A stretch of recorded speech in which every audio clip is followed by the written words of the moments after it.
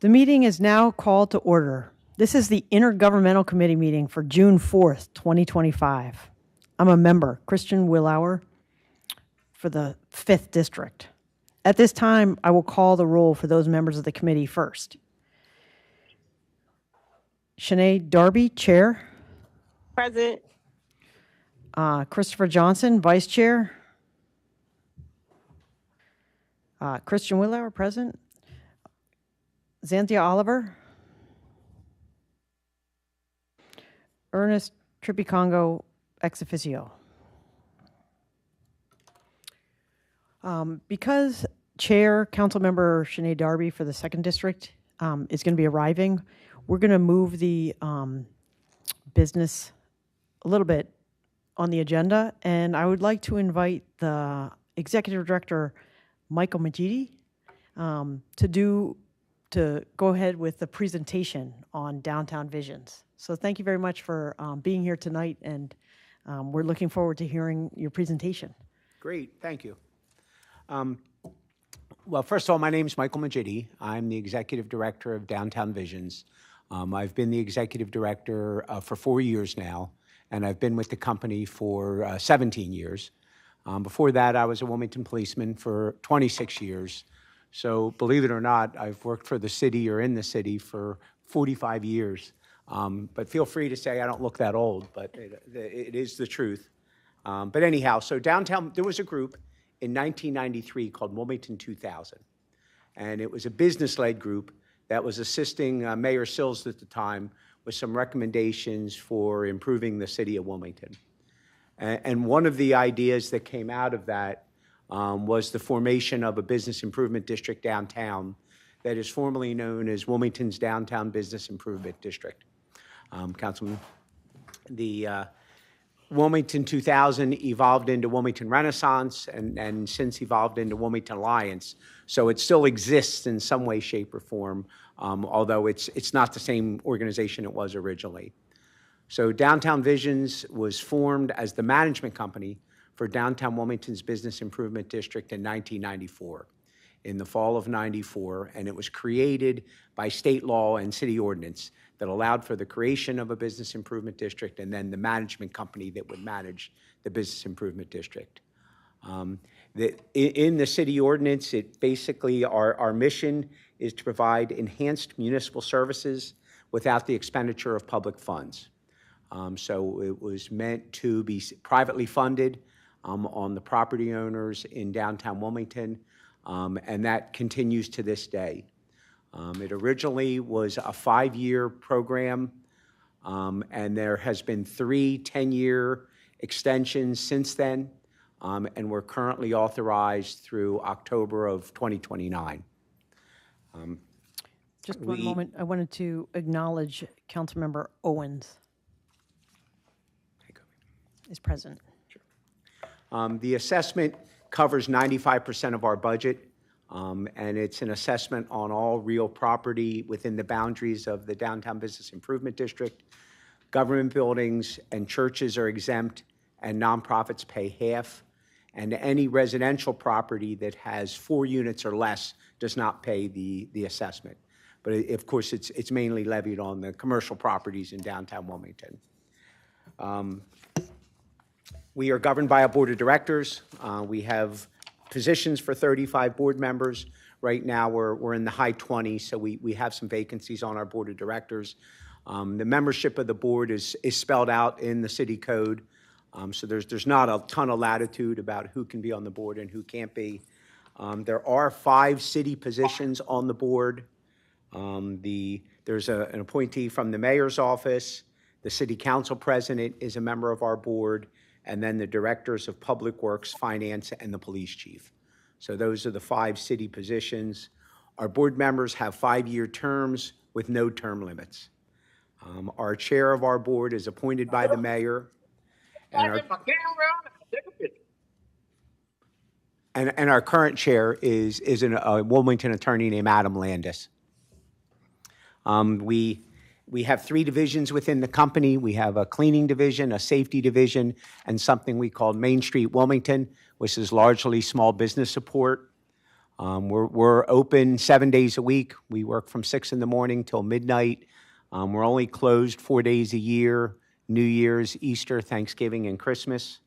Right now, we're authorized to have 53 employees, of which 46 of them are ambassadors, which are the folks you see on the street. That our ambassadors start at $16 an hour and are eligible for raises every 6 months. Our average pay across our workforce is $18 an hour. In addition to the pay, they get paid leave, 401k, dental, vision, and a flex spending account. Our average tenure of our employees is 5 years. Many of our employees have been justice involved and have come through various rehab programs. In fact, some of our best employees are both justice involved and have come through rehab programs. Most either grew up in the city or live in the city currently, because transportation is a big issue for folks, especially since we are open 7 days a week, and we are open till midnight. And let me just interrupt you again. President, you Councilwoman want me Oliver present, please? is I'm present. Councilwoman Bracy is also here. And I also want to acknowledge Councilmember Bracy is also present. Thank you. Thank you. Really, the cleaning and safety is relatively straightforward. We've moved more into small business support over the last 15 years with our Main Street Wilmington program. That was originally a partnership between the city, Wilmington Alliance, and Downtown Visions.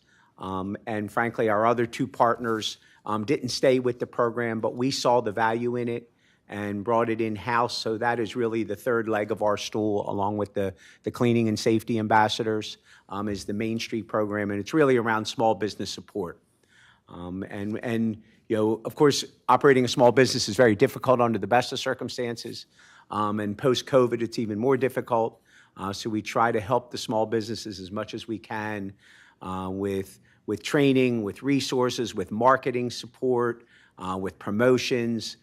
So that really is the third piece of what we do. But the vast majority of our employees are involved in the cleaning and safety divisions and are on the streets 7 days a week. Our boundaries are roughly from river to river and Walnut to Washington. It's actually not that rectangular. On the western edge, it's more of a stair step. It will be Shipley Street, then it'll be Orange, then it'll be Tatnall, then it'll be West, then it'll be Washington, it'll be Wollaston, then it'll go as far over as Madison Street. And really, we stop at I-95. We don't go any further west than I-95, and that's just on Delaware Avenue to take in the Capital One building there in the 800 block at Delaware Avenue. It originally started pretty much just Market King and Shipley, and the boundaries have continued to grow over the years. And the way it grows is if the property owners come to Downtown Visions and say, hey, we'd like to be part of the business improvement district, there has to be a majority of the property owners that want to be involved, and then of course, they have to be willing to pay the assessment. So the last boundary change we made was in 2019, and we took in the west side of the 800 block of Washington. The businesses and the organizations on the west side of the 800 block of Washington were currently not, or at that time, were not part of the business improvement district, but were then wanted to be included. So then that's when our boundary in that 800 block shifted to Wollaston Street. So we do now include those properties on the west side of the 800 block of Washington. But that really sums up my presentation. I'll answer any questions that anyone has.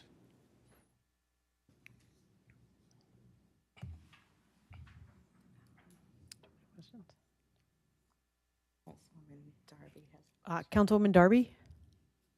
Yes, no, thank you. I wish I was there in person. I'm literally sitting on 95 for the last 45 minutes. I don't know what happened. There was a whole bunch of police cars, but thank you for coming. I've been getting a lot of questions about Downtown Vision, so I'm happy we're able to come to clarify and understand. I was going to ask about organizational structure, who has authority. I know you guys are I know it's a city government or private public partnership, and the boundaries. I was trying to understand that.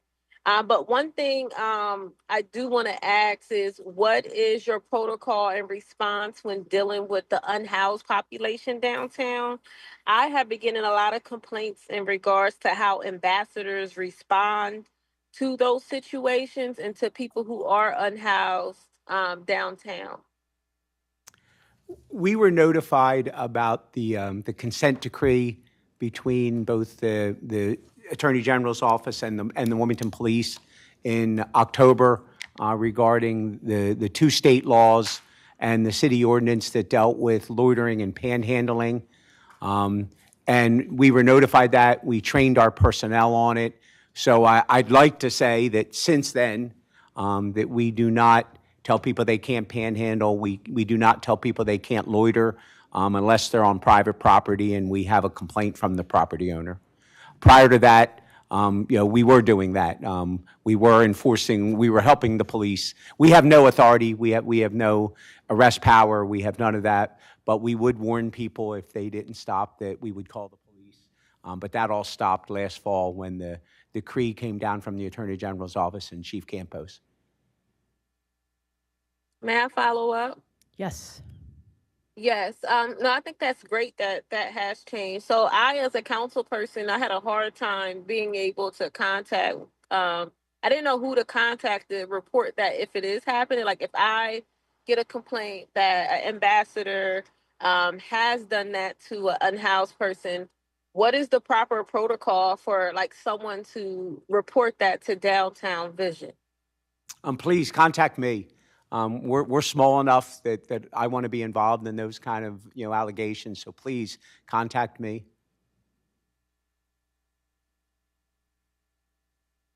Okay, thank you. Do we have any other questions? No, Madam Chair. Is there any public comment? No. There is Shani L. Pierce. Shanique L. Pierce, for public comment, we welcome you to speak. Okay, hi, my name is Shani Pierce, and I live in Millstone, right next to Job Corps, one of the Habitat homes over here. So I wanted to talk about the hurricane that we had, the Hurricane Ida. Can you guys hear me, first of all? Yes.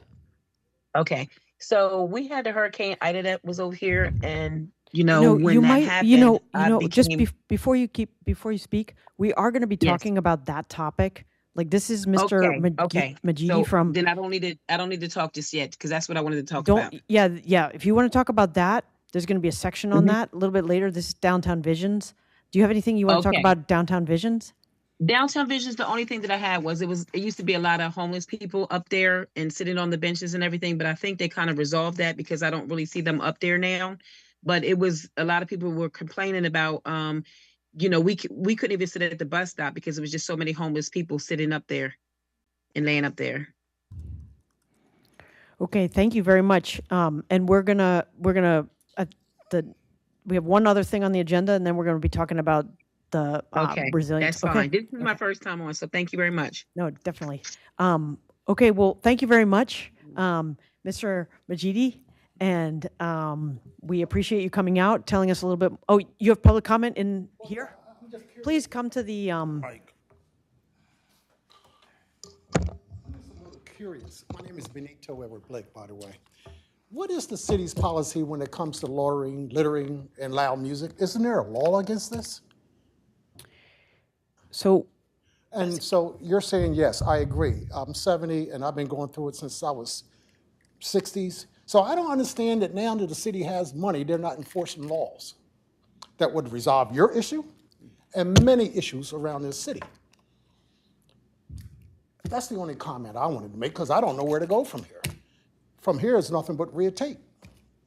From one department to another department, where they just shove you all around upstairs. And you're a city resident? Yes. With a specific issue? Yes. And could I ask what district you're in? What district is that? The third? Third. Third district? Yes. Okay, well, we should get your contact information and we can make sure that you are able to get in touch with your third district council person who's actually, yes, Councilwoman Oliver. Yes. And then you also have 4 at-large council members. Councilwoman Bracey's on the call.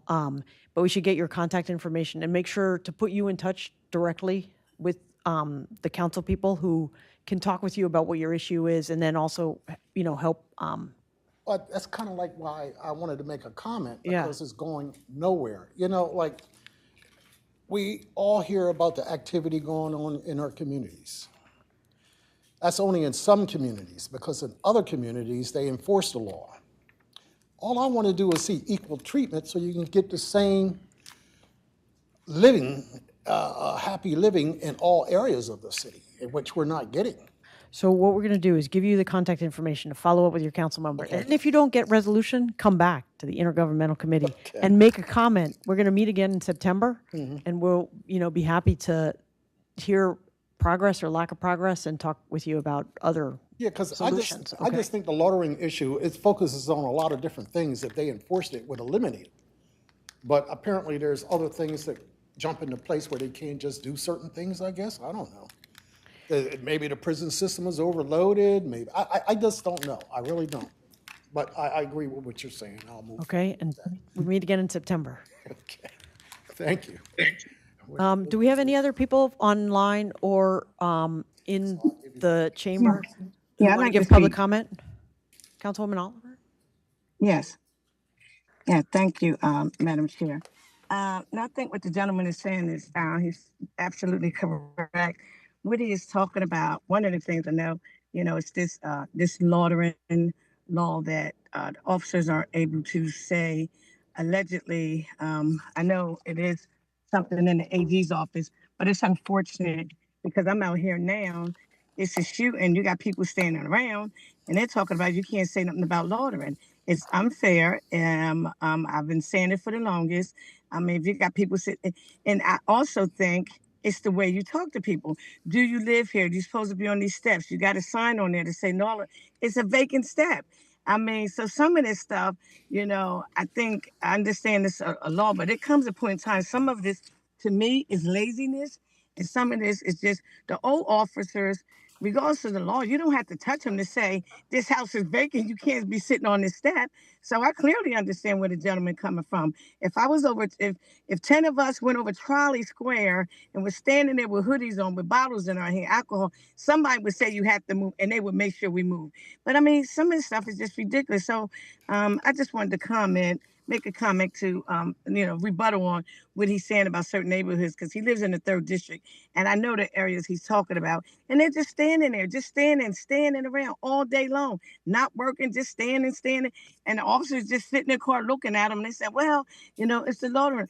Okay, I'm not saying the loitering law is not in effect at the AG's office, but come on, you're an officer. You can't get out and say, you don't live here. Don't use the loitering terminology. Do you live here? If you don't live here, you have to go. I mean, I just think it's other ways to do some of this work that they're not doing. Thank you. Thank you very much, Councilwoman Oliver. And it looks like we have one more, Councilwoman Darby. Yes, no, I just wanted to confirm that it's funded through the businesses downtown, and that city council or the government, we don't put any money into downtown visions. Is that correct? Not necessarily. So 95% of our budget comes from the property owners downtown. We do have some contracts to provide services, and we have a small one with the city to remove graffiti. It was less than $10,000 last fiscal year. But yes, we do receive that, but it's in exchange for a service. But our regular funding is not from the city at all. It's from the property owners downtown. Thank you. You're welcome. So is there any other comments from council members or the public? Seeing none, thank you very much again, Mr. Majidi, for your comments and for coming here and making your presentation, and thank you for the work you do. You're welcome. Thank you.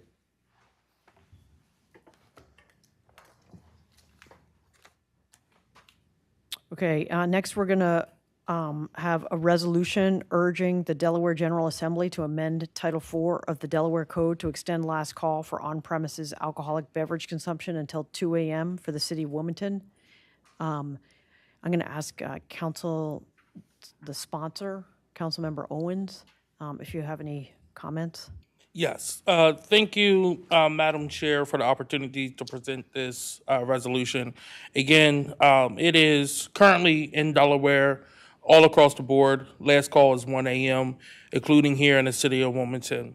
I wanted to bring this forward because I've been having a lot of conversations over the last 6 months with young professionals, with groups that are looking to retain young professionals here in the city of Wilmington, and recruit them to move here as well too, as well as small business owners from across the city as well. This is about more than just nightlife. It's about making Wilmington a city that competes, a city that attracts people, and a city where small businesses don't just survive, but they can thrive as well too. Right now, we're losing out. We're losing out on leisure spending for compared to the surrounding areas. Places offer later hours, more vibrant entertainment options, and that money could be spent here at our local bars, restaurants, music venues, entertainment venues, and so on. The income that could help create more jobs, fund city services, and help local entrepreneurs grow their business. So again, this is not about encouraging irresponsible behavior, but we have seen in other cities such as Atlanta, Nashville, Pittsburgh, who have extended their last call. They have seen improvement in public safety. They, again, have done it in a very strategic way. And I think that we can do that here in the city of Wilmington as well, too. This just makes us more attractive to young professionals to want to move here. I know we have a lot of development going on here where we want to attract young professionals. As the youngest council member, I take this very personally as trying to make sure that we keep people in younger generations here in this city to help our tax base as well too. So this is why I brought this forth. This is a resolution down to Dover asking them to allow us to create a provision so that we can extend the late night last call later from 1 a.m. to 2 a.m. is only a 1 hour difference, but we believe that it will bring in additional revenue and help recruitment of young professionals so that they don't have to go out of state or look at other places to thrive. But that's the premise of this. Are there any questions from council members who are on the committee? I see council member Oliver hand is up. Yep, thank you, Madam Chair. I want to say I'd like to be a co-sponsor.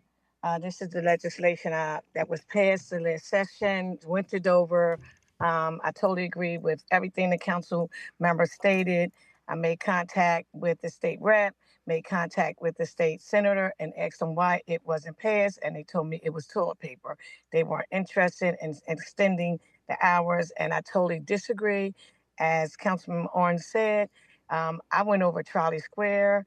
I talked to the individuals over there. I went to some other local bars in various areas.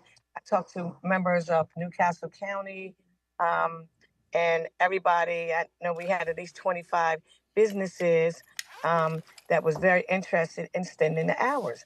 And for some reason, I don't know why Dover won't pass it. I called the last term. I called and I just spoke to two of them the other day, and they both said, one just said they weren't interested, and one said that it was toilet paper. And I mean, it's unfortunate that, I just think I just agree with everything he said. It's revenue to come into the city. So I don't know why we have to go to Philly or DC and other places just to stay up an additional hour. And the summertime is coming.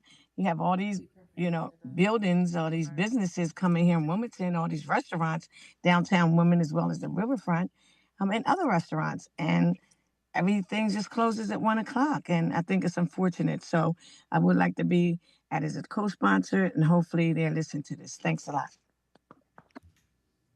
Any other questions from any council members? I would like to be added as a co-sponsor. Everything Councilmember Owens stated, I am in agreement with this piece of resolution. I wasn't sure if I heard or not. Do we have a state representative who's willing to take this on for us? Not yet. We're in early conversations with them. Okay. All right. And then I know that we're in early conversations with getting a lobbyist, something I've been advocating for a long time.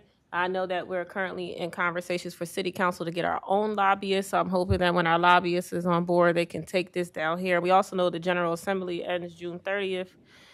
So if we start working for next year now, we can have a solid plan to go down to the General Assembly to actually get things passed that we really want for our city. Any public comments? Do we have anyone for public comment? Yes, sir. You can come up right here. No, sorry, yeah, they got to hear you on here. You know, this has been an issue for a long time, us losing money to other states because of our laws. But I think it's because I'm sorry, can you state your name? earlier, Benito Edward Blake. Okay. Okay. But if you want to pass a law like this, instead of having it open to the whole state, let's direct it to Market Street. Let's direct it down to the shipyards where you can concentrate police enforcement for something like this to resolve any issues. When you have it open for the whole state, you're going to be dealing with areas where they don't want it, where it's going to be a problem. And that could be your issue with Dover. Because I'm sure if you went down there to the shipyards where all the places are going in Market Street, you're right, they'll be right on board with you. So you would have more people backing you. But when you're going out in other areas, yes, some people are going to be upset because they want to keep their bar open too. But the thing is, you won't have the coverage when it comes to law enforcement because you're going to be spreading them too thin. So I think you need to direct, concentrate, and then move forward. All right. Thank you for that recommendation. I think this is just for the city of Wilmington. Yeah, Is but that? the thing is, the city is broad, and you have a lot of areas that doesn't need something like this, but you have areas that do. Yes. No, I get what you're saying for the city. Yes, Councilmember Owens? Yeah, just some clarity because I have learned a lot about the different types of bars that we have here.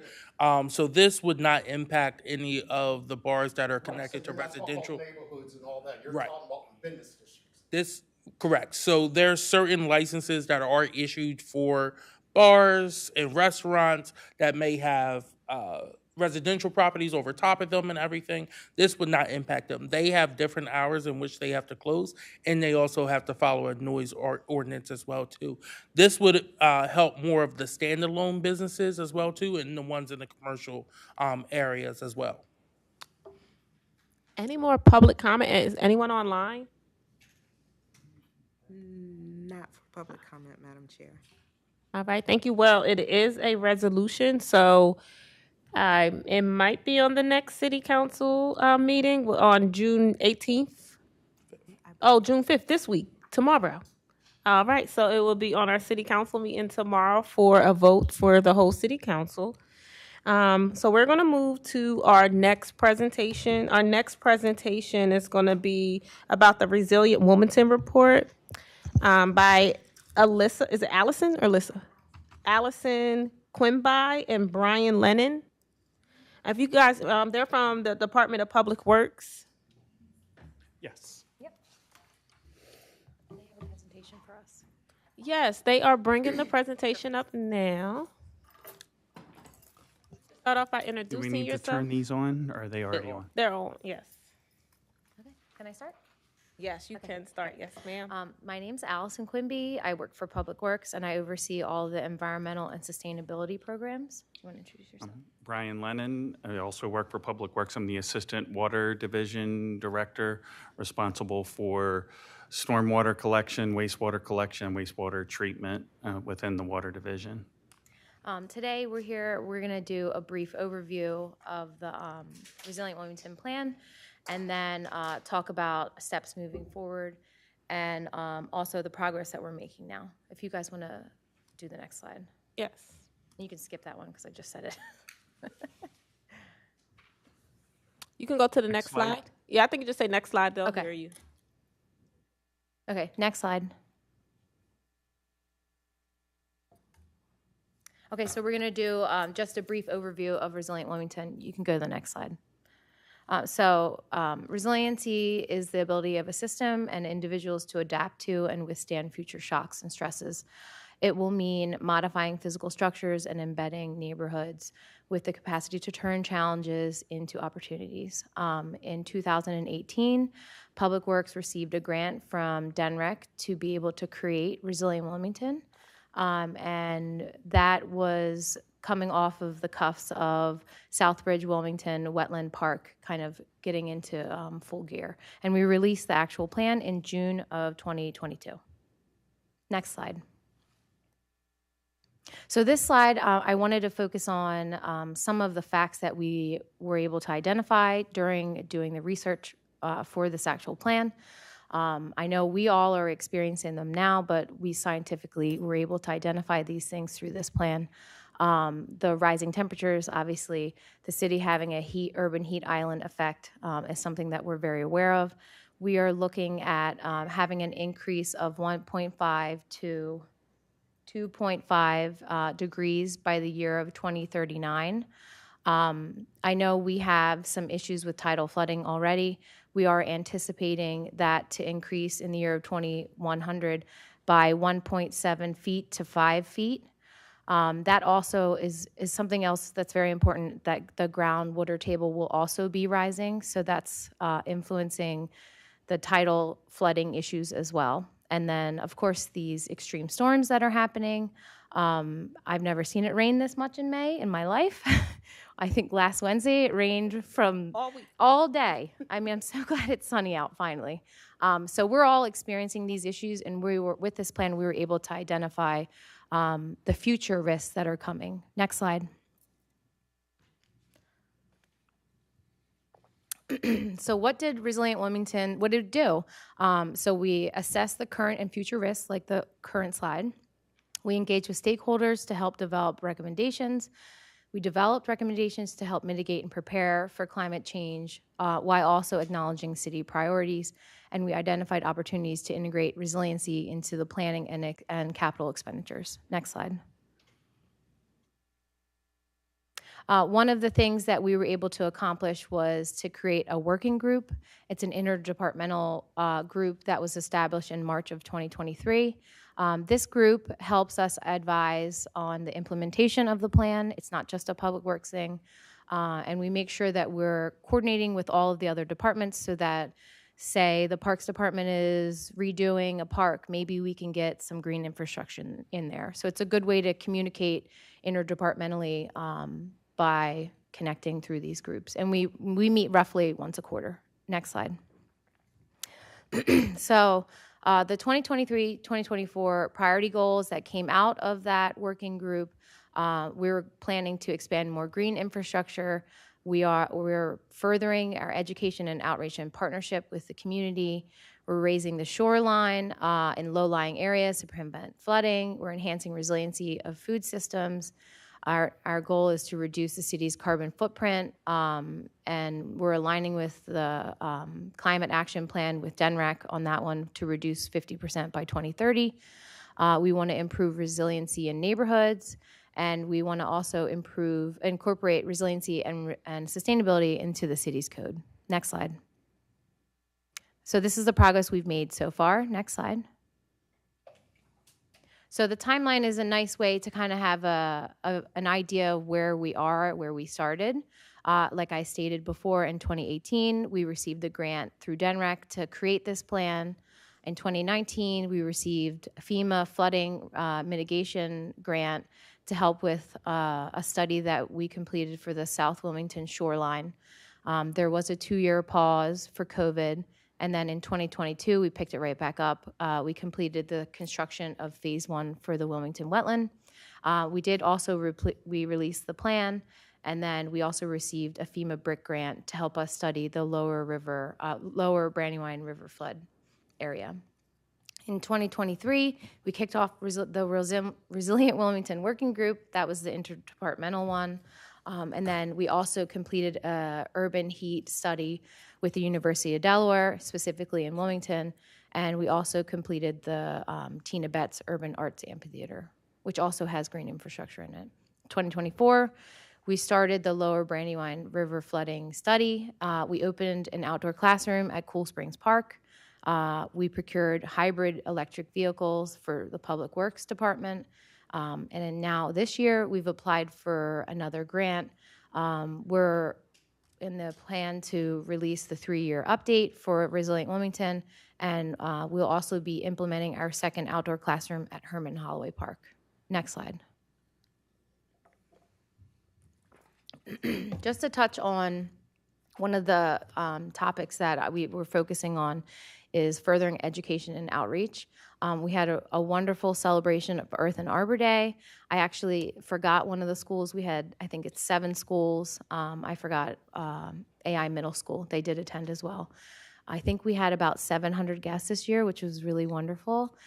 65 participating exhibitors. And if you look at the image below, we've had a table every year at this event to promote Resilient Wilmington, and we had a survey, which we did receive 39 responses for. Next slide. Okay.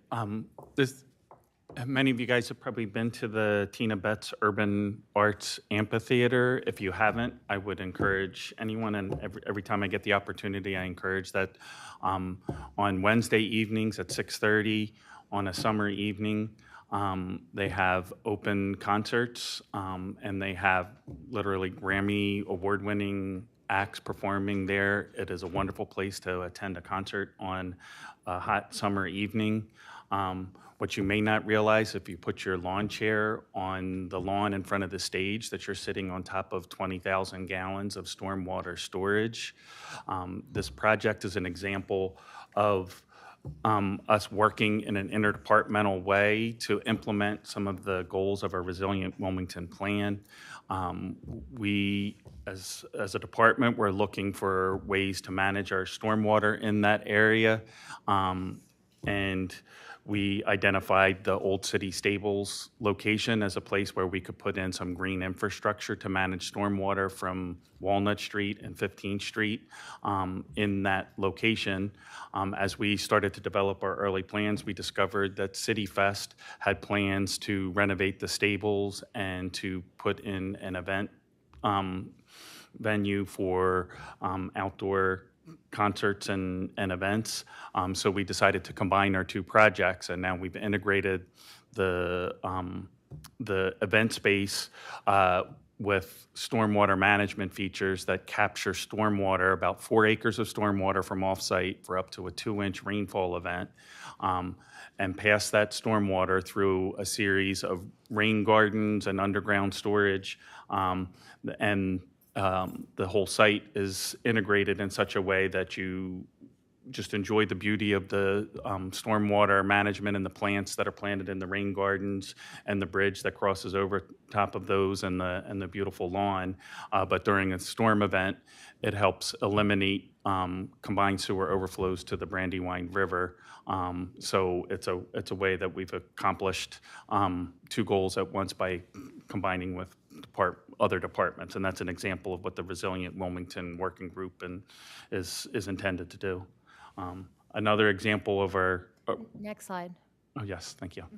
Another example of our Resilient Wilmington efforts, and one of the things I would like to highlight is that the Resilient Wilmington program was kind of initiated because we had multiple projects that have resiliency components to them happening in multiple different departments. We wanted to develop a plan that captured all those efforts from the multiple departments that are doing work, and find ways to collaborate with those departments and make sure we weren't in conflict, or that we could be more efficient and collaborate, say, with parks and other departments on what we're accomplishing. So Southbridge Wilmington Wetlands Park is an example of a green infrastructure project in which that project is in response to flooding for the community of Southbridge. It started with studies back in 2006, and we'll talk a little bit about how the evolution of it is, but it essentially allows us to capture stormwater from the community of Southbridge that originally was going into the combined sewer system and causing flooding and overflows to the river, and manage it in a stormwater park that's a restored wetland and allow for the community to have access to green space immediately adjacent to the community of Southbridge. Next slide. Next slide, please. Oh, there we go. So it all started with a drainage study in 2006, and if you actually look at the history of studies in Southbridge, the studies actually go back as far as 1950s. The community has been subject to flooding, and it's very unpredictable because the flooding is not only dependent upon the rain, but it's dependent upon the tide and storm surge levels in the river, so it can be very unpredictable when that flooding events happen. And what's worse is in those low-lying areas, when that flooding does happen, it can be a combination of rainwater and sanitary sewer flow that floods out the streets and basements of Southbridge. So the project was designed to find a new way to manage that flow that flooding that had been a problem for well over 50 years. Next slide. Here's an example of the work that went into designing the Southbridge Wilmington Wetland Park. We did actual computer models that modeled the effect of rainfall, tide levels in the river, and input that into a computer model that assessed what the current condition of flooding was and what the result would be if we installed and restored this wetland park to manage that stormwater. So the slide on the left you'll see is the community of Southbridge, and all those blue areas are the amount of flooding that will result from somewhere between a 2 and a 10-year storm at high tide. And you see all of those streets in the community of Southbridge that have the blue coloring there are streets that are flooded out and basements that would be flooded out during a storm event like that. So what we needed to do was construct a location that was lower than the elevations of those streets where we could take that stormwater that was flooding out the streets and the basements and redirect it somewhere that's lower than those streets and basements, where we could store the stormwater until the tide levels and the storm surge subside and release it back out to the river. And that's the slide or the graphic you see on the right. The Southbridge Wilmington Wetland Park is lower than the community of Southbridge. In that area that's highlighted in green on that slide is part of the project that's actually happening right now, which is the separation of the stormwater from the sanitary sewer system in the streets of Southbridge to direct the stormwater to the wetland and let the sanitary sewer flow continue on to the wastewater treatment plant. And by directing that, you can see that all of those streets for that same storm, instead of being flooded out, are directing that stormwater flow to the wetland park. And then what's again an example of the city trying to be innovative in the way we're thinking, rather than just build a tank to store that. We built a restored wetland with a boardwalk that passes through it so that the community can enjoy access to green space and a pedestrian access to the south, to the ShopRite immediately to the west of the community, so that they can walk to and fro without having to go on A Street or Garish's Lane, which can be difficult walking. Next slide. Okay. Following the completion of the design and the initiation of construction of the Southbridge Wilmington Wetland Park, we recognized that handled flooding that was a result of rainfall and high tides, but climate change and record periods of storm surge, such as like a Hurricane Sandy event, if it became a direct hit to Wilmington, we wanted to assess what the risk to Southbridge was, and we obtained a grant from Delaware Emergency Management and FEMA to do a study of what was needed for shoreline protection in the community of Southbridge. And as we completed that study, you can see on that slide it has a series of lines that go along the shoreline, and we determined the extent of shoreline protection that would be needed to stop a record period storm event, say in the neighborhood of a 100-year storm event that hit the community of Southbridge, and that would require a berm that would go all the way from the city limits to the west on the Christina River, wrapping all the way around to the port of Wilmington. And we according to the study, if you looked at the potential vulnerability to Southbridge over the course of the next 50 years, there could potentially be $3 billion worth of damage to the community as a result of repeated storm events and sea level rise layered on top of that. The cost of putting a berm around Southbridge would be about $3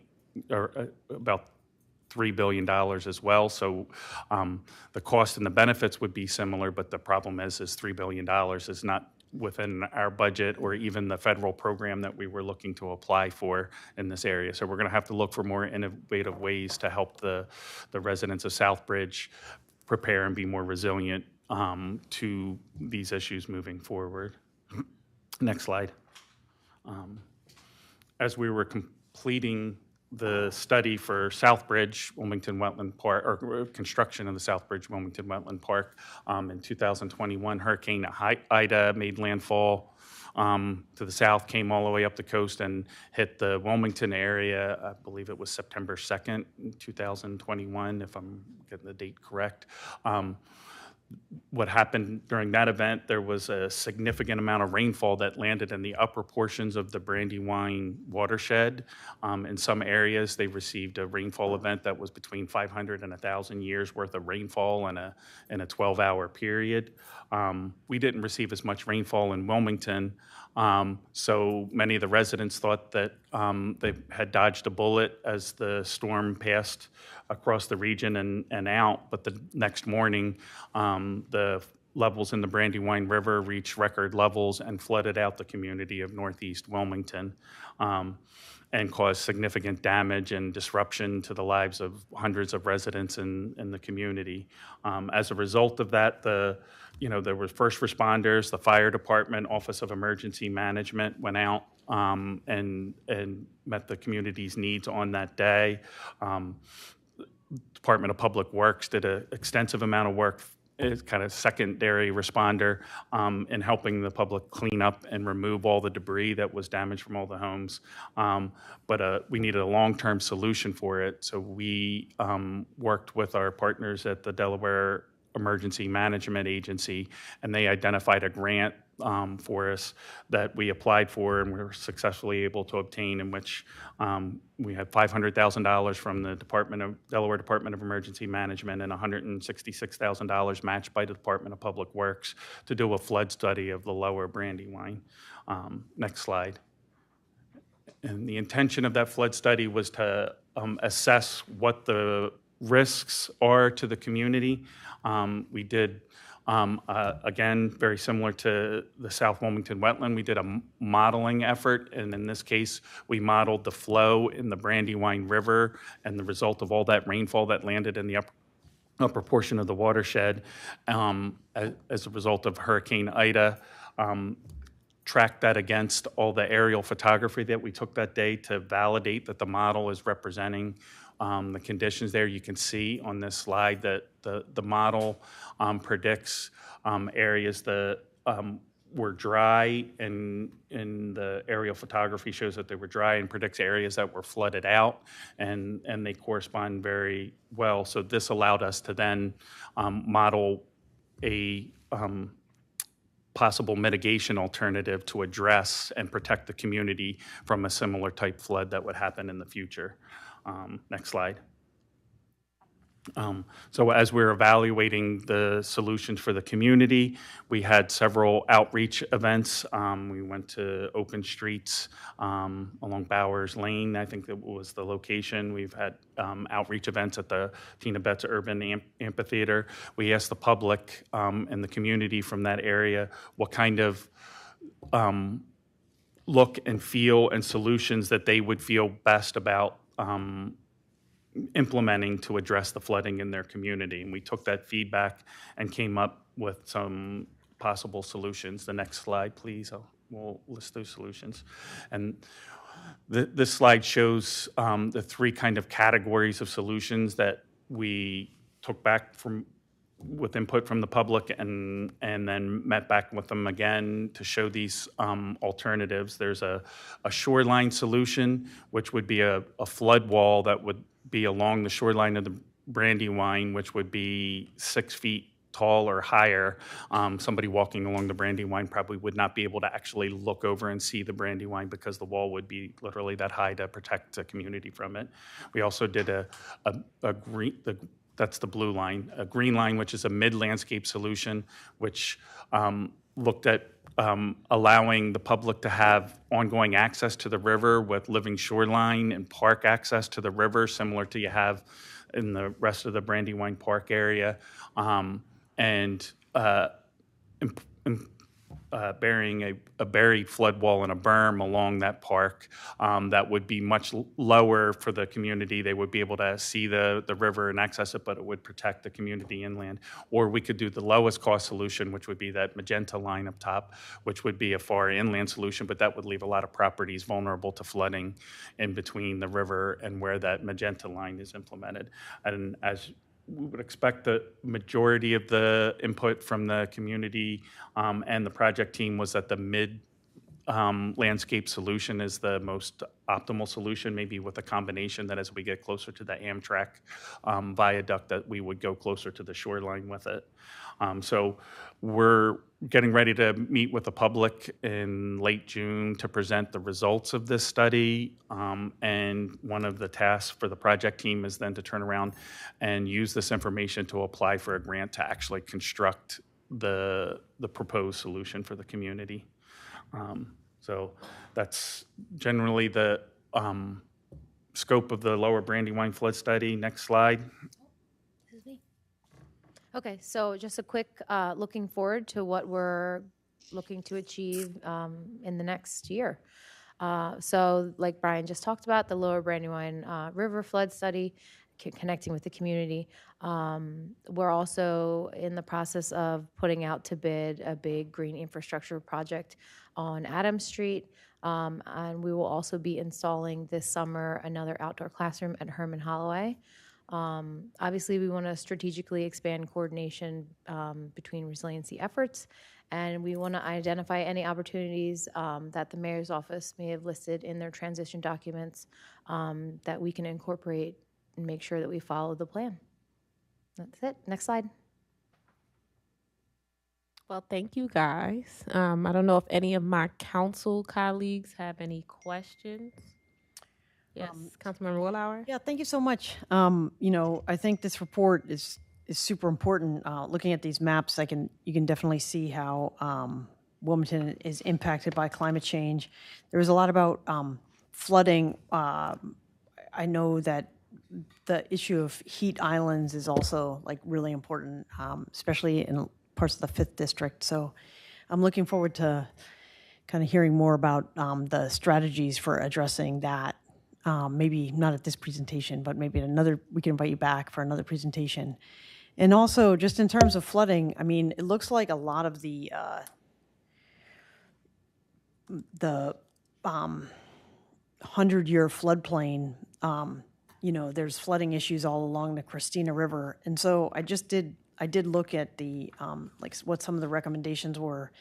And I was just wondering, are these goals like in order in any way? Because it seemed like integrate resiliency into the riverfront development was like item number 1, but improve the resiliency of neighborhoods like came after that.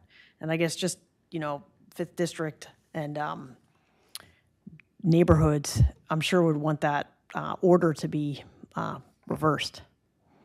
Well, as they're listed in the report, they're not necessarily in order of priorities. That was one of the efforts of having the working group together to help align the priorities and also the resource and funding. So we were able to identify, for example, the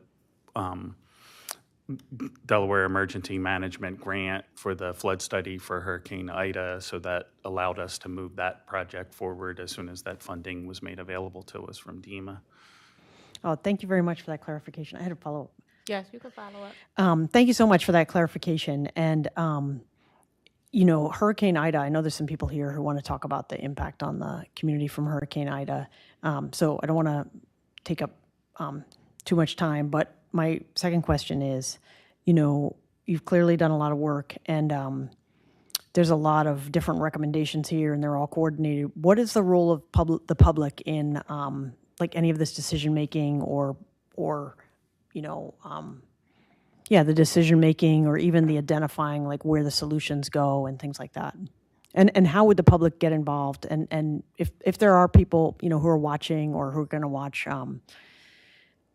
you know, this meeting, how would they find out about ways to learn about decisions that are being made and how to get involved? So kind of a little bit of history. I think I alluded to it earlier that we had multiple projects going on from within the department and different departments before the Resilient Wilmington Plan was put together. And thanks to the state offering us that grant money, we were able to put the plan together. That allowed us to turn our focus to interdepartmental coordination to make sure that we're coordinating within the city departments amongst all of these projects. And individually, you know, our Resilient Wilmington budget and plan is really for the coordination. The funding for the individual projects comes from specific budget requests associated with those projects. And consequently, the public outreach also gets associated with those individual projects. For South Wilmington Wetlands, we went to the Civic Association meetings on a regular basis and held workshops for the community, for example. Same thing for the Lower Brandywine flood study. We had specific public outreach efforts identified with that. To address your point about sort of coordination on a broader sort of scale of the policies and the coordination, you know, for Resilient Wilmington as a whole, that would necessitate us coordinating with the mayor's office and city council to kind of coordinate on what they would like that public involvement to be. We had to get the interdepartmental coordination done first, and now I think it's, you know, it's appropriate for you to be looking to that question of how the public can engage, and we would defer to the mayor's office as to how to kind of set up that communication, because we're within Public Works, we focus on project by project. That's kind of how we work and we accomplish. So policy-related decisions, really, we have to defer to the mayor's office on how the public can be involved in that decision-making. Hopefully that answers a bit of your question. Can I just have a quick follow-up? Yeah. Thank you, Madam Chair. No, thank you. And thank you for kind of describing that timeline. And I just know that resiliency, part of resiliency is, you know, community engagement and, you know, working together on the solutions. And so I'm hoping that the next phase, that we work together to develop ways to involve residents in the policy, in understanding the policy decisions that are being made, and then also a little bit more on the projects. I know the Adams Street courts are in the 5th district, and I know a lot of residents would have loved to have more of a chance to understand that project and the development of the project through some community engagement from the beginning. So I really appreciate you coming in, though, and I'm glad that I'm just really glad to see the door opening for community engagement going forward. We thank you for the opportunity to come and present on this. We've been very excited, and sometimes I think We're too busy getting it all done. Well, Trying to. As the proverb goes, we hide our light under a bushel, and sometimes we need to, you know, expose it to the public to see and have input and do that work. So we welcome that opportunity to engage with the public on that. And as far as Adams Street. Oh, yeah. I did get to, I think I hosted 3 community events. I do plan to do another one. And then I also have planned to, I already have I'll be connecting with the Catholic Church that's right across the street. I'll be also there as well. So I can share the information that you can share with your community. Yeah, thank you very much. And we can talk offline, but I know that there's many other people that have issues, so. Yes. Thanks very much, Madam Chair. That's all I just have. 2 questions, and I'm going to allow if there's any other public comment from City Council or the public, and then I'll come back to a few other questions I have.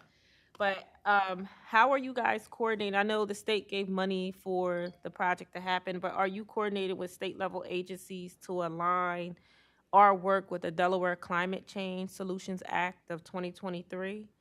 We are. Specifically for greenhouse gases, we are at 42% reduction right now, which is phenomenal. That's just city-owned buildings and infrastructure, but we are aligning with the 50% reduction by 2030. We just met last week to make sure that we're going to hit the goal, and we interact with them quite often. So we are aligning with them. Okay, that's And perfect. if you look at the first couple pages of the Resilient Wilmington report, it lists the participation on the steering committee. So we had representatives from DENREC that provided input for it, representatives regionally from WillMAPCO, and then other non-governmental agencies also helped participate in it, including the semi-governmental riverfront development. So it lists all the different agencies that we've coordinated with. Yeah, just a follow-up that I have. For all the intergovernmental agencies or departments that's working together, do y'all meet, like, is it like an internal monthly meeting? Like, how are you guys communicating? When does that happen? It's a quarterly, Oh, okay. and then we have some breakout focus groups that work in between on certain projects. Yeah, and they're just internal city departments? Yes. Okay, perfect. Yes. And yeah, probably once to twice a year, we've invited representatives from the state and the county to come in and participate in our working group meetings so that we could have some cross-agency coordination. Invite city council too, you know. Yes. Yeah, absolutely. We would love to be a yeah. part. Yes. We welcome that opportunity. Yes, yes. I would like to provide thanks to Susan Love from the state of Delaware Department of Natural Resources and Environmental Control, because she was very helpful in providing the opportunities through grants and the energy that she provides in working on these projects. And she really was anxious to have Wilmington, take advantage of the opportunities that the state was providing and be a leading driver in resiliency at a municipal level. Alrighty. No, thank you. Any other city council comments? I know we had a public comment. I know she wanted to speak about the flooding in the Northeast. Ms. Pierce. Ms. Pierce? Yes, hi. I was starting to fill out the form again for me to comment. So, yeah, it was pretty dramatic over here when the Hurricane Ida hit. I remember taking my car down to the shop down the street where all the flood was, and a friend of mine asked me how was my car. I said, well, I brought my car back home. I didn't leave it there. And then when he showed me the pictures, I couldn't believe what I was seeing. So I walked down there and I seen all these boats, people being rescued. I have a friend that lives down there by the prison. She had to be rescued off of boats and things of that nature. And another friend of mine that has a habits at home, he also said that the drains were not cleaned out. So a lot of that was as a result of the drains not being cleaned. And today I noticed right here, I live right here by Job Corps. It's called Millstone. Two of the drains on the corner where I live on Lamont Street, two of those drains are full of debris. Like I couldn't believe my eyes. So who comes out to clean those drains? Because the one drain on the corner on by Lamont Street, it's full of dirt. It's just full, and grass is starting to grow out. And then the other one is halfway full too. So when it rains, it floods right there, which I wasn't aware of, but one of my neighbors brought that to my attention today.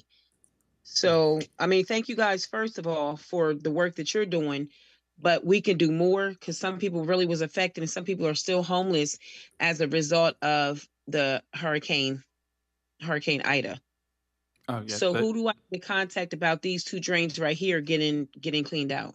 Yeah, I would recommend your first call to be to the city's 311 call system, because they will log that information in, assign it to a crew, and then track their response. And you should be able to then contact them back with the call or the service request information and follow up as to whether they've done that. But the responsible party for cleaning those drains would be Public Works, and the best way to get them engaged would be to contact 311. You can also engage, I guess, with your local district representative, and they can use their points of contact with Public Works as well. but 311 is the most efficient way. The, the, the model results also indicate that the flooding was not directly related to the collection system and the storm drains. It was more the fact that a 800-year storm event happened in the upper portions of the Brandywine watershed, and all that water came down the Brandywine later that morning. Even Right, though it was I a sunny understand day. that, but also one of my friends that lived down there, he said once those drains were cleaned, because water came all the way up to the cars. So once the drains was cleaned, the water just started going down there fast. So Yes. the drains weren't Yes, cleaned out. and that event may have brought some of the dirt and sediment that filled up those drains. And so Okay. I appreciate you, Okay. that's very helpful if you call to 311 and give them the street location, and somebody should be out there within a matter of a day or two. You can Okay, I include think I did pictures as tomorrow, but well. thank you guys for all of your help. Like I said, it was really, I've never seen, since I've lived here, I've never seen anything like that before. The boats were being, rescuing people. 2 people were swimming right there where Napa is. Matter of fact, Napa had to close because some of those places couldn't recover. So they had to, they closed their businesses down as a result of it. And as a result of that incident happening, that's how I became, active in my community for as, we came up with a Northeast Rising, and then Northeast, Northeast Resilience, and then Northeast CERT team, some on the CERT team as well. So we're trying to do our part to help as Yes. much as we can, and to alert the community, because no one was aware. And then now also we hear that alarm going off now, which we didn't hear that alarm going off before. So thank you to all who have allowed that alarm to go off, so that that- neighbors are aware when something happens. That thank you probably should go to Willie Patrick and Wilmington Emergency Management for those alarms, and he's done some work in that community for Yes, community he has. emergency response training. I'm very familiar with him. That's Yes, great. he has. The other thing I would, if you haven't interacted, if you can look up the 11th Street Bridge Long-Term Recovery Group, that they can also Okay. provide assistance to residents that are still working towards recovery from that event. Okay, say that again now. So some people that are still homeless or It's the still suffering 11th as a result of Street that? Bridge Long-Term Recovery Group. And Okay. I believe it's Tamika Kalik help. It's just helps. I believe they received some grant money to help allow residents to apply for mechanisms for reimbursement and recovery from that event. That's something that the city doesn't have a good infrastructure set up to like help individuals and their individual homes recover from. So she set that group up to help with that response. Okay. It's Tamika Kalik. Okay. Thank you guys so much again for all that you guys are doing. It's graciously appreciated. All righty. Thank you. I know our next comment is going to be from Mr. Davis.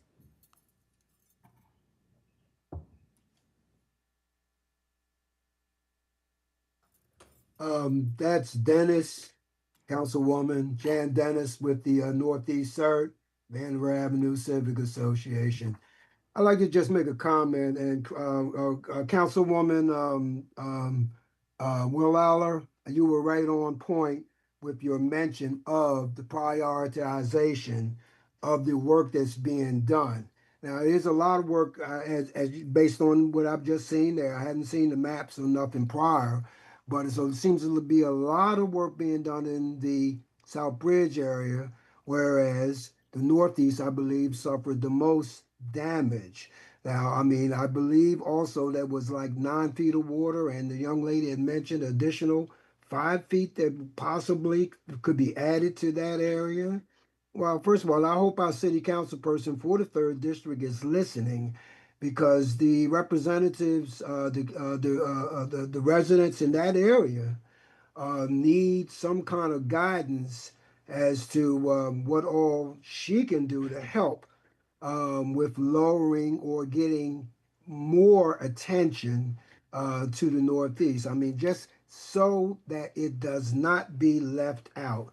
And Councilwoman Will Hour, yes, I believe that more attention is, and if they can balance that out and give more attention to the residential areas of the Northeast or even in the South Bridge area that will be impacted as opposed to the commercial areas that might receive a lot of the benefits as I looked at that map, in the city of Wilmington. So for the Northeast CERT, which came out of Hurricane Ida, which was a long part of something I had been trying to do going all the way back to 2013. So with that being said, the residents need to know that Northeast CERT is out there to probably to help inform you of things that you would need to do to get ready for the next hurricane, because I believe they said 13 coming, possible with a couple tropical storms. So we need to be ready. And again, the city councilwoman, she needs to also get involved with Northeast CERT so that her constituents would be informed as well. Thank you very much. Yes, thank you, Mr. Dennis. Is there any more public comment on virtually? We could do in person. Yes, you can come up and introduce yourself. Well, Yes, you could just come up to the mic. Yeah. Yeah. Or you can sit here too. Whatever works. Thank you. My name's Karen Igo. I work in Northeast Wilmington. I have worked there for almost 3 years now, and I support Northeast Rising, which is the community-led organization specifically around getting something done about what happened to these people in their community around the flooding, making them whole, also the resilience efforts, emergency preparedness, all of that, and combined. But I did want to, thank everyone in the city and the council, et cetera, for everything that they have done thus far for this community. And I do walk a fine line between being an advocate for the community and also trying to, not step on toes. But I really want to speak plainly. One thing I want to talk about is how, Pearl Buck said, a test of civilization is how it cares for its most helpless members. And I think we really have to keep that in mind with what the city prioritizes. I really appreciate that we had some focus on that already, so I won't repeat that. But I really think that Northeast is, if not one of the most vulnerable neighborhoods in the city. It's even along the Mid-Atlantic. There are multiple millions of dollars that have been invested in this community from the STEM Lab at Eastside Charter, Habitat for Humanity, Reach Riverside. It is in the city's best interest to act as swiftly as possible to protect not only, if you didn't want to worry about the people and their personal investments, but then the stakeholders' investments that the businesses and nonprofits there. The largest CSO on the Brandywine, as I know Brian knows, is in this community. They got flooded out in water that had raw sewage in it, period. Like, to me, that should be a giant red flag. And I think that, anything we can do to even make it seem like this community is prioritized is going to be a good thing. And one of those things would be returning emails promptly. There are some projects going on in the community. I'm just going to be blunt. It is like pulling teeth just to get an email back in regards to something. We've had a project there at Johnston Playground on hold for almost a year now because we just can't get people to talk to each other. Same goes with the 12th Street Connector program, project, which is set to go right through the flood project at the 11th Street Bridge. And, I really hope that people can get on the state and WMAPCO and the city and DelDOT, get on the same page. Let's make this happen for these people. We've already had a very extended period of the study. It has gone well past overdue, and I know everybody's really busy, but one thing we could do is we could clean up the municipal trash yard that someone on the Rascal community group called, it said, that looks like a toxic dump. Why would anyone want to live there? Yeah, you're right, buddy. He's never even been up here. I don't know what he was doing on that call. He works for DNREC. I won't say his name. But my point being, let's clean that thing up, get the municipal yard moved,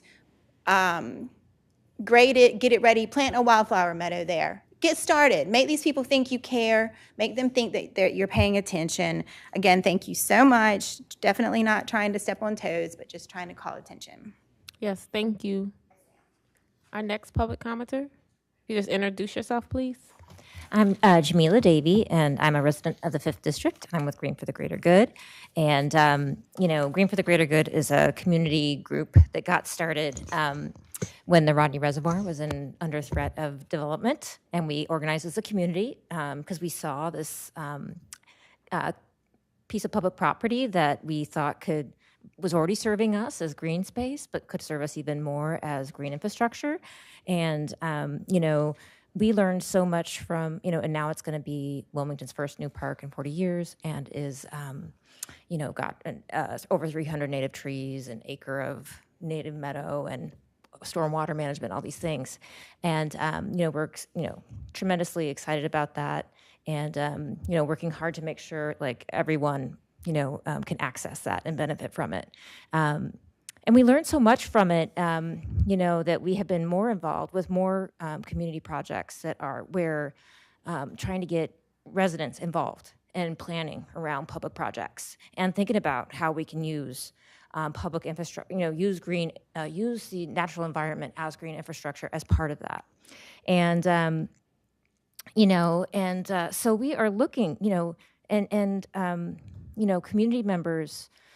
Something that Councilmember Willauer said before, part of resilience has to do with community members being involved and having agency and decision-making in their neighborhoods and being educated about threats and opportunities to be strengthened. You read that communities are more quickly able to recover from crises when they have they have a strong social fabric, and involving the community in these processes is a way to increase connectivity between residents and government.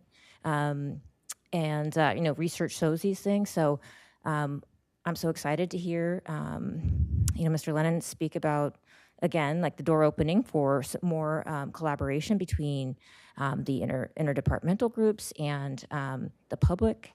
And, want to really advocate for that. Part of the Resilient Wilmington report, the public health part, that got into air quality, heat mitigation, and food access, did specifically state that, organizations, that the city was going to have to partner with community groups.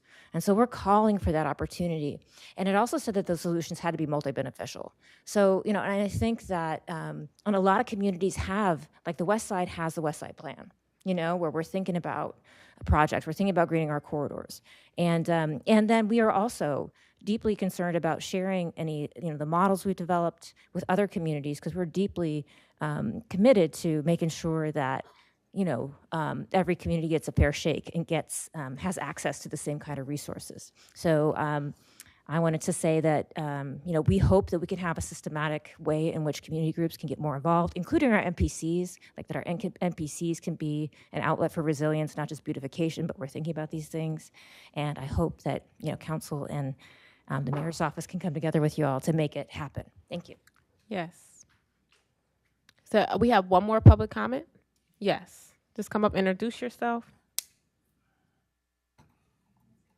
Once again, I'm Benito Edward Blake. I want to thank you, gentlemen and lady here, for the work you guys have been doing. I think I've ran across you at a lot of our meetings, but here I go with the buts, right? Mm-hmm. Wilmington is no longer a part of the Industrial Revolution. They need to make some buffers along all their rivers. We're so lucky to have all this water going through our city, and we're not using any of it really for recreation but one area. I mean, if we can get some green Christiana, Brandywine, we would have water that would soak up in these, not walls, concrete walls that become ugly, dirty, nasty looking to bring neighborhoods down.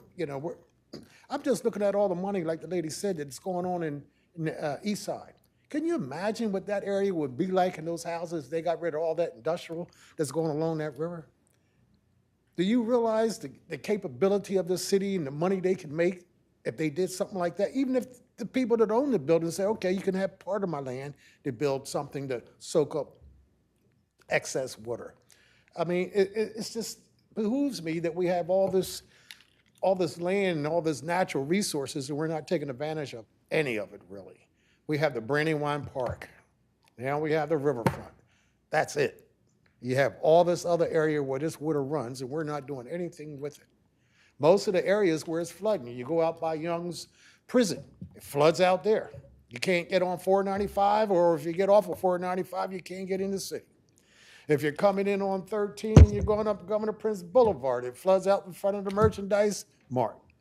You know, there's so much that's going on, but there's so much that can be done to stop these things, but it seems like concrete barriers keep going up and nothing's happening when it comes to Mother Nature, when it comes to trees and flowers to soak up all this excess water. And to me, besides diverting it, that's the next best thing. I want to thank you again. You guys have a great day. Thank you. Yes, thank you for your comments and your engagement tonight. I don't know. One of the questions or things that I have been thinking about as I've been talking to community members and getting your update. I don't know if for community involvement, city council involvement, a task force would really help to address some of the concerns, some issues, to support the work that you guys are doing, to bring in some voices. And I know we're about to do our comp plan again, and I believe this might be a perfect time for everyone to get together to have that conversation. Council, state, you guys, the work that you've been doing, and how do we support it, and how do we make sure that it's in their next comprehensive plans that we'll be doing for the city. So those are some of the thoughts and things that I've been thinking about with the community. Wanted to get kind of an update on like what you guys were doing. And it's great work. And I feel like we're moving in the right direction. And a lot of the work that you guys are doing and the goals and the things that you have accomplished so far. So I don't know if you guys have any closing thoughts or anything or anything you want to add. One thing I would mention in terms of, especially as it relates to the lower Brandywine flood study and Hurricane Ida, we don't have the numbers yet, but whatever mitigation strategy we decide to implement is going to be in the order of tens of millions of dollars to implement, and that will be hard on a tight city budget. So I would encourage, whether it's the local residents or city council members or state representatives or whatever, or our congressional delegation, to support Northeast Wilmington in looking for sources of funding. The source of funding that the study that we're completing on, that's called a federal program called Building Resilient Infrastructure in Communities, BRIC program, and that program was canceled at the federal level. So if you can communicate to your representatives that something needs to replace it. It may be fine that it was canceled, but it should be canceled and replaced with something that provides the funding needed to implement a project like ours. So, and we've been in contact with Senator Kuhn's office and made requests, and they've been very open and supportive of it, but it would be helpful that the community also Pushes for that. push on that as well. I get it. I just want to say thank you so much for letting us present. Of course, anytime. You guys are welcome back. I know that we're going to see how we all can collaborate and work together on this issue. So thank you guys. Wednesday nights at the Tina Betts Urban Arts Amphitheater, if you come out for a concert, I guarantee you won't regret it. Yes, okay. And look around and you'll know that it's managing stormwater too. I love that. Thank you. Thank you. Yes, we're going to move to our next presentation, Jason Hoover.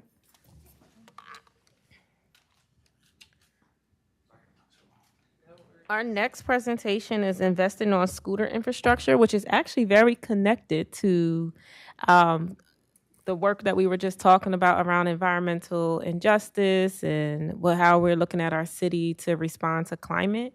I think this is a really important conversation and continuation of that. So thank you, Jason. Yeah, thank you for having me tonight. And big thank you to Councilmember Darby for helping to arrange this. My name's Jason Hoover. I'm in District 4. I live in Midtown Brandywine. And today I'm going to be talking to you about something that is a little bit off the radar. I think people are starting to see a little more of it, but there hasn't really been a whole lot of attention. I've been paying attention, and tonight I'm just presenting as a resident of Wilmington about what I'm seeing. So today I'm going to be talking to you about improving the scooter infrastructure in Wilmington. And I'm going to start off by explaining what the need is and what makes scooters so unique. And then I'm going to end with a vision of an economic opportunity for the city. Next slide, please. There's a forgotten segment of the population that struggles with getting from place to place. By a show of hands, how many people have experienced the struggle of getting somewhere on a regular basis? Not being or having difficulty? All right, great. I mean, not great. If your hand is raised, you're familiar with the feeling of yet another stressor on top of an already stressful world. Next slide, please. According to the U.S. Census Bureau, 1 in 5 households in Wilmington don't own a car. And WMAPCO reports that more than half of the residents who live in those households without cars in the Wilmington area report travel difficulties. Just getting to work becomes a challenge. How about going to your doctor's appointment? Running daily errands? Everything becomes more difficult. And that's exactly why scooters are becoming so popular. Next slide. In the last few years, I've seen the popularity of scooters go from, just a few people using it here and there to becoming a sensation. And I just want to be clear, we're not talking about the scooter rentals that you see in cities across the nation. We're talking about individual people that own their own forms of microtransportation. Next slide, please. For the first time, people are able to spend $1,000 and purchase transportation for their entire family. At about $250, scooters provide reliable, fast, and efficient transportation, and no expensive insurance is required. It also doesn't take gasoline. Access to the rest of the city has never been so easy, and unlike bikes, you can arrive at your destination without sweating through your shirt. They're also a lot easier to stow away. Next slide, please. Let me tell you about a personal story. My friend Charlie moved to Wilmington from Baltimore about 1.5 years ago, and he was able to get a job with the Wilmington Parks, and him and his crew maintain our parks and beautify the area. However, he didn't have a reliable way of getting to work because he didn't own a car. So a few of us got together, chipped in $50 each, and we bought him a nice scooter that allowed him to get to and from work. Because of his scooter, he's been able to hold his job for over 1 year and recently got promoted. His scooter provides him with access to the rest of the city. He's able to meet up with friends, build community, shop at local stores, and most importantly, take care of himself. The scooter provides not just access to physical places, but access to stability. Next slide, please. However, scooters face several challenges and legal obstacles. Delaware considers them motorized vehicles and prohibits their use on both roads and sidewalks. Delaware notes in Title 21, Sections 10133 and 4198N that motorized scooters shall not be operated upon public highways, streets, sidewalks, or right-of-ways located within the state. Scooter users also face safety challenges. The city has very little pedestrian and bike infrastructure.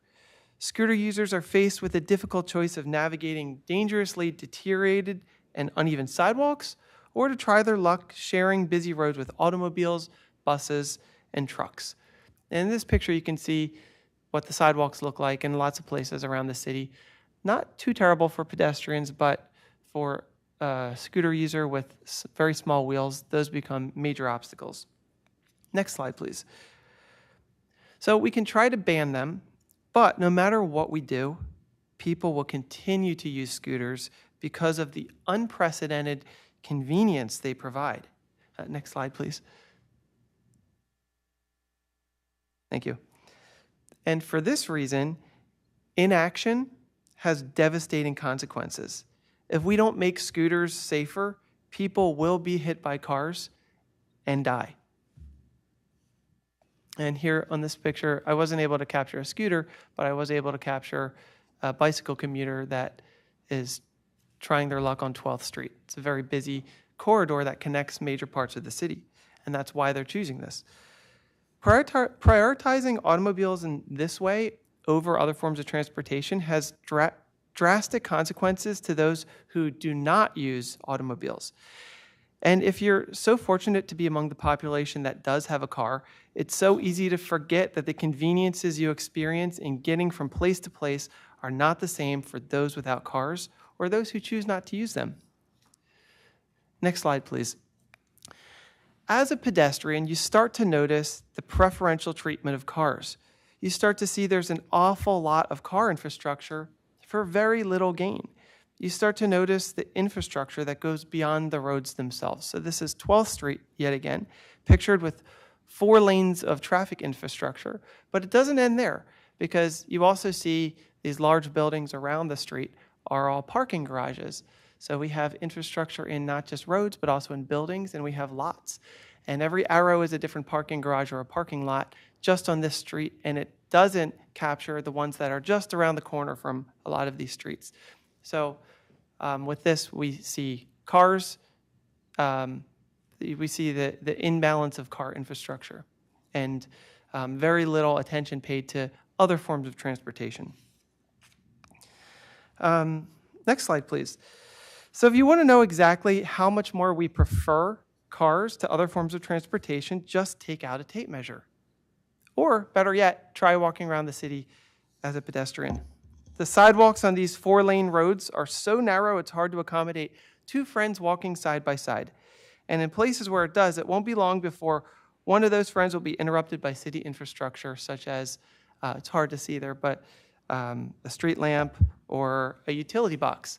And we can see how our bike lanes are treated. We get a very little strip, and most of it is covered by debris and cars blocking the intersections, and oftentimes you see dumpsters and traffic barrels. It's painfully obvious what the priorities of the city are. But in the end, it doesn't really matter how we got here. What really matters is recognizing the reality that this is what we have. And now that we're aware of the problem, we can begin to reallocate resources to rebalance and improve it. All right, next slide, please. So making it nice for pedestrians sounds like a really nice thing to do, and I am 100% for it. But what you may not have realized in this challenge lies a tremendous opportunity. Let me explain. The author of this book, Walkable City by Jeff Speck, is a renowned city planner known for his work in promoting walkability as a crucial element in revitalizing American cities. He's hired as an advisor for cities across the world to improve their livability and economic resilience. And I can sum this book up in a single sentence. Making cities walkable is profitable. Next slide, please. Let's take a minute to reimagine 12th Street. I took this picture in the early afternoon, and there's hardly a car in sight. I think next slide. Please. There's hardly a car in sight. There's actually one, and that one's parked. Currently, it's 4 lanes, one way out of the city. What if we didn't need 4 lanes? I've sat at this intersection and monitored traffic during peak rush hour, and it seems to me 2 lanes would work just fine. We could turn the other 2 lanes into a greenway equipped with both pedestrian and scooter path. It's no coincidence that this street is lined with parking garages because there's nobody but cars to serve. Next slide, please. And a remarkable thing happens when you introduce pedestrians. Now, this is the same picture reimagined with the help of AI. Don't look too closely because you'll see some things that are a little off. I tried to get it to be 2 lanes, but it could only be 1. Suddenly, you have an economic opportunity. Developers are going to quickly realize that redeveloping these parts, these parking garages, into storefronts that support small businesses underneath and apartments on top will be much more profitable than empty parking garages. People want to live where they can shop and walk and recreate. Think of all the economic opportunity that comes from infrastructure that supports pedestrians. We've just turned this worthless corridor, stricken with blight and endless parking garages, into an economic engine that supports people and small businesses, not to mention all the tax revenue that comes with it, just by adding ways for pedestrians to exist. Next slide, please. We know this works because we have a beautiful path in another part of the city where we put a nice walk and bike lane, and people are here all day long. I would venture to say hundreds or maybe even more people every single day walking these paths. It's become a feature of the city, and houses along this park are valued at a higher rate, at a higher cost than those that are not. So just by putting this park and putting infrastructure for pedestrians, it raises the value of everything around it. Next slide, please. Let's take another look at this vision. So here's the before, and next slide, you'll see the after, reimagined with AI. Thank you. Can you picture it? Imagine the economic opportunities that would come from investing in comprehensive transportation infrastructure. Once again, I'll say that you don't want to look too closely because the bikes are biking on the grass. There should be 2 lanes, but this is going to help as a tool to reimagine this corridor and many other corridors like it in the city. Next slide, please. The entrance to our city is currently dominated by car infrastructure. Can you spot the sidewalks? There are roads that heavily prioritize cars, but they're also main arteries for pedestrians as well. And scooters are going to be a part of that pedestrian traffic. And if we don't do something about it, we're going to be putting people in harm's way. People will be using this corridor, and accidents will happen. Scooters increase personal access to the city in ways that sidewalks alone can't. People prefer scooters to bikes because they go faster, are easy to stow, and take a lot less personal preparation. And unlike cars, they don't take up parking spots.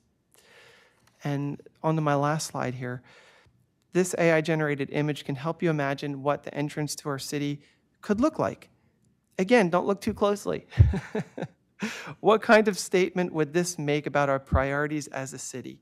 One that supports connection, equity, and community. Yes, this presentation is about scooters and pedestrian safety, but it's also about recognizing the tremendous opportunities that lie ahead in solving this problem. This doesn't have to be a zero-sum game. There don't have to be losers. We can make the city walkable, bikeable, and scootable, provide safer ways to connect residents to different parts of it, and create an economic stimulus all in one fell swoop. In accommodating more people, we can actually kickstart the city's economic engine. And thank you for letting me present tonight and for your time, and I'd be happy to answer any questions. Yes, no, thank you, Jason. I don't know if Councilmember Bracey's on. I don't know if she has any questions, any council members online. All right, so we're good. I just want to say thank you. When you brought this up about investing in scooter infrastructure, it was like light went off because I'm starting to see way more people in the city, all around the city, who are using scooters to transport from one area to one area. And I have the privilege of having a car, so I never had to think about what it's like to ride a scooter and what that means, and going on the streets, going on the sideways, on the sidewalks, what that looks like.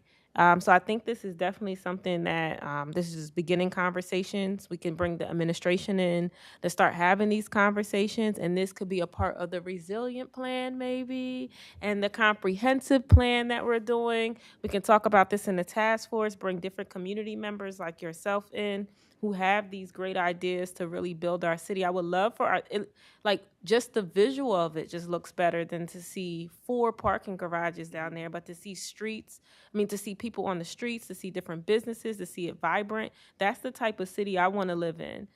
So I just want to say thank you. I don't know if anyone in the public has any comments. Oh, Councilmember Bracey, yes. Thank you. I just wanted to echo what Councilwoman Darby said. I appreciate you coming in and presenting to us.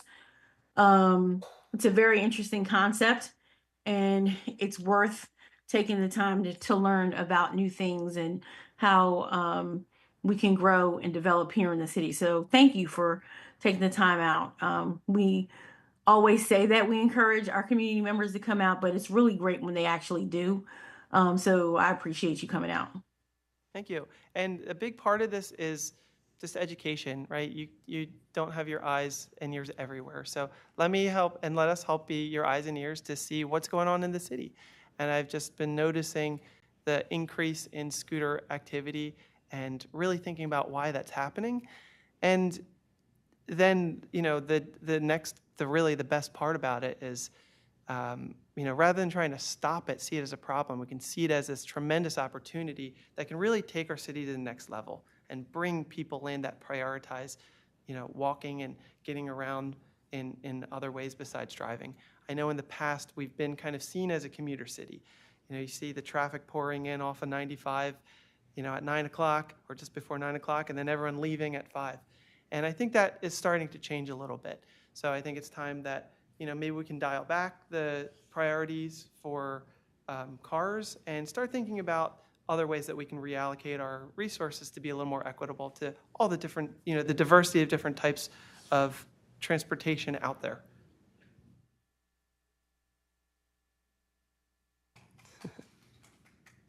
Alrighty, well, thank you. Any public comment from anyone online or in person? Alrighty. Great, thank you so much for having me. No, thank you. I appreciate it. So that concludes our meeting for tonight. Is there a motion to adjourn? Huh? We don't need one.